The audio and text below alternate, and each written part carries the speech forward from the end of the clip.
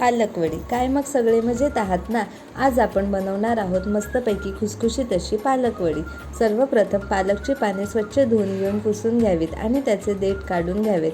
एका भांड्यामध्ये बेसन घेऊन त्यामध्ये मीठ, मालवणी मसाला, धने-जिरे पावडर, हळद, गूळ, गरम मसाला, हिंग, लिंबाचा रस आणि गरजेनुसार पाणी घालून घट्टसर असा मसाला बनवून घ्यावा.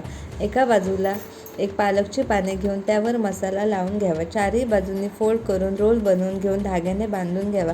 चला तर मग आमचा रोल होईपर्यंत तुम्ही पटापट लाईक, शेअर आणि सबस्क्राईब करा. पाहू नवीन व्हिडिओच्या नोटिफिकेशनसाठी बेल आयकॉनवर प्रेस करायला विसरू नका हां.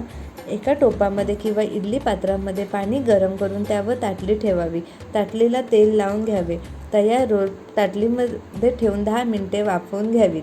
वाफवलेल्या रोलचे छोटे छोटे वडी कापून घ्याव्यात. एका पॅनमध्ये तेल गरम करून त्यावर ह्या पालक वडी खरपूस दोन्ही बाजूनी भाजून घ्याव्यात. पालक वडी तयार आहे.